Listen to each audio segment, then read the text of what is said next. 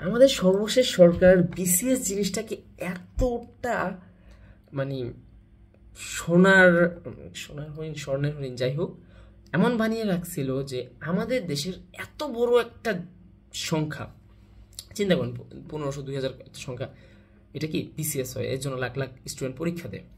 আমাদের মানে বিসিএস জিনিসটা খুবই ভালো, দেশকে সার্ভ করবেন, দেশের জন্য কাজ করবেন, দ্যাটস ভেরি গুড।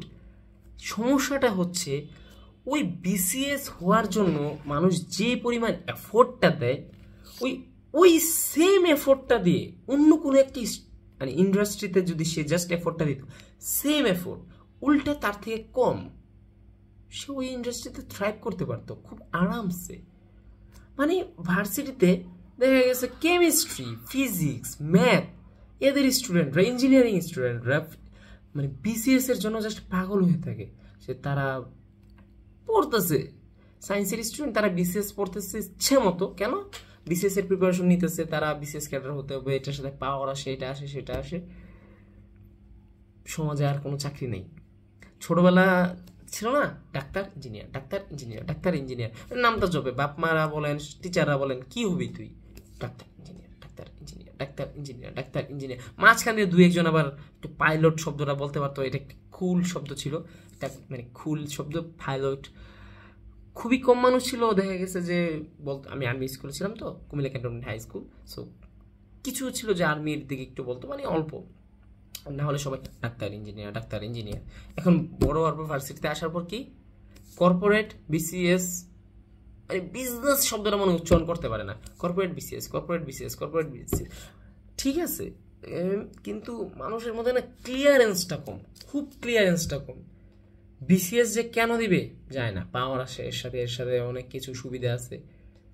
একটু চিন্তা করে দেখেন, কথাটা আবার একটু পলিটিক্সের দিকে নিয়ে যাই।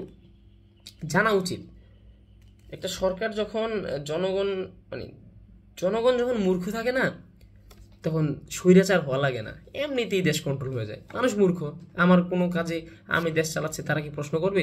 তারা নিজের কেরিয়ার নিয়ে নিজেরা ব্যস্ত।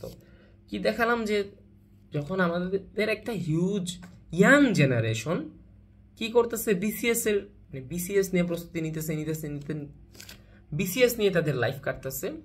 তো এটাকে আরো লোভনীয় করে তোলা, আরো লোভনীয় করে তোলা, এটা দিচ্ছে ওটা দিচ্ছে, এই সুবিধা ওই সুবিধা এই সুবিধা। অন্য ইন্ডাস্ট্রির দিকে কেউ ফোকাস করে না, দেশের মধ্যে দুর্নীতিগুলোর দিকে কেউ ফোকাস করে না, কেউ আওয়াজ তুলে না। 2-4 জন আকাইম্মা পোলা পাইন যাদের কোনো কাজ নাই, তারা যা আওয়াজ তুললে মানুষের থাপড়ায় বসায় দেয় যে এই মিয়া বেশি বুঝেন, এই কাজ করে না করে, দেখা গেছে যে ওদিকে ক্যাডাররা, লিডাররা এসে বসায় দেয়। সো দেশের জনগণকে যখন মানে কোনো একটা এই যে দিয়ে কন্ট্রোল করে রাখে, তো স্বৈরাচার হওয়া লাগে না, এমনিই হয়ে যায়।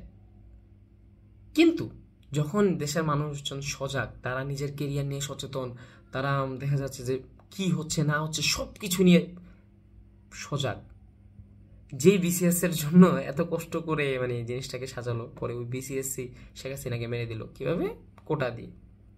যাই হোক, এটা সবাই জানে, এটাতে আমি এমফাসাইজ না করি। তো মেইন জিনিস যেটা, এটা হচ্ছে কি, চুপগুলি বারবার পড়ে যায় কেন,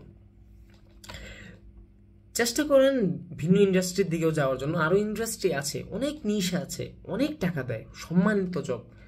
জাস্ট এই মানে কি বলবো, গুস্ত ছিঁড়ে খাওয়া মার্কেটে না পড়ে থাকে আপনার পোটেনশিয়াল, আর অন্য মার্কেটগুলোতে ইউজ করেন, ইম্পোর্ট এক্সপোর্ট থেকে শুরু করে অনেক ইন্ডাস্ট্রি আছে।